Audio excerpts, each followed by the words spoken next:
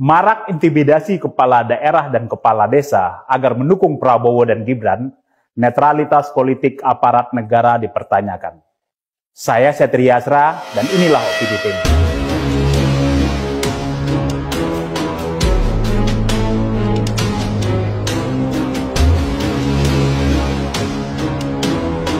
Aparat hukum yang tidak netral dengan menggalang dukungan untuk pasangan Prabowo Subianto dan Gibran Rakabuming Raka dalam pemilihan umum 2024 makin terbuka.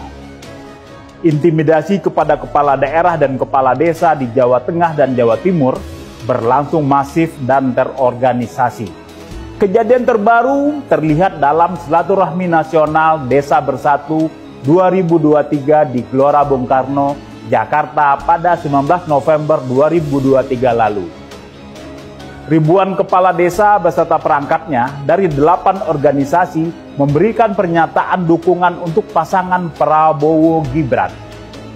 Gibran, putra sulung Presiden Joko Widodo, hadir dalam acara yang digelar secara besar-besaran tersebut. Para kepala desa dan perangkatnya sebagian berasal dari Jawa Timur dan Jawa Tengah, datang karena dikerahkan polisi. Aparat hukum mengancam mereka yang menolak dengan tuduhan menyelewengkan dana desa. Seorang kepala desa di Kabupaten Bangkalan, Jawa Timur bahkan dipanggil polisi karena mendukung calon presiden lain. Khawatir menjadi tersangka, ia mengalihkan dukungan kepada Prabowo Gibran. Dana desa memang instrumen efektif untuk menggait dan menekan kepala desa. Sepanjang 2023, pemerintah mengalokasikan 70 triliun rupiah untuk 74.954 desa di 434 kabupaten kota. Selama 2015 hingga 2021, tak kurang dari 433,8 miliar dana desa dikorupsi. Sebanyak 729 kepala desa dan perangkatnya menjadi tersangka penyelewengan itu. Tak hanya dilakukan oleh polisi, indikasi intimidasi juga dilakukan aparat kejaksaan.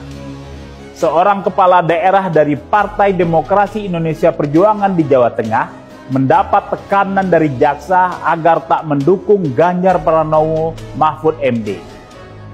Di pusat, Jaksa Agung Muda Intelijen Reda Mantovani juga diketahui meminta Badan Pengawas Pemilu mengusut acara calon anggota legislatif Partai Kebangkitan Bangsa di Sumatera Utara yang menampilkan baliho pasangan Anies Baswedan dan Muhaimin Iskandar.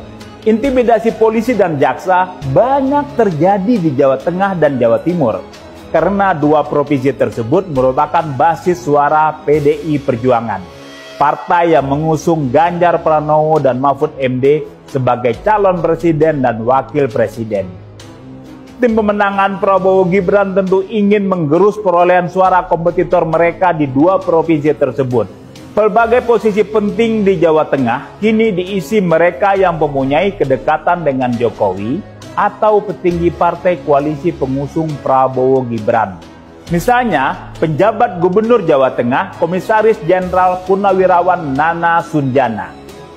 Pada 2010, Nana adalah Kepala Kepolisian Kota Besar Surakarta, kota asal Jokowi dan Gibran. Begitu juga Kepala Kepolisian Daerah Jawa Tengah, Inspektur Jenderal Ahmad Lutfi, yang pernah menjadi Kepala Kepolisian Resor Surakarta. Adapun Panglima Daerah Militer 4 Diponegoro, Mayor Jenderal TNI Widi Prasetyono adalah mantan ajudan Jokowi. Begitu juga dengan Jawa Timur. Presiden Jokowi menempatkan mantan ajudan Presiden Susilo Bambang Yudhoyono, Inspektur Jenderal Imam Sugianto sebagai Kepala Polda Jawa Timur sebulan setelah Partai Demokrat menyatakan bergabung dengan koalisi Prabowo Gibran pada Oktober lalu. Gubernur Jawa Timur, Hovifah Indar Parawangsa, juga pensiun bulan ini. Posisinya bakal diisi penjabat pilihan Jakarta.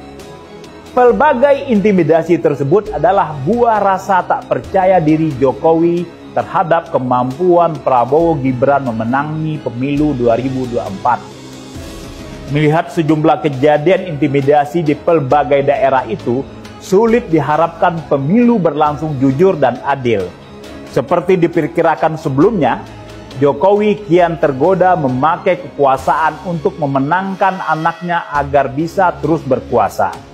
Semua yang dilakukan Jokowi dan orang sekelilingnya makin menegaskan ihwal gagalnya tesis orang baik yang pernah menjadi predikat Jokowi pada pemilu 2014 dalam mengemban amanat demokrasi. Di tangan pemimpin yang gagal baik, pemilu 2024 tampaknya akan menjadi pemilu yang paling buruk sepanjang sejarah reformasi. Simak opini dan liputan selengkapnya hanya di majalah.tempo.co.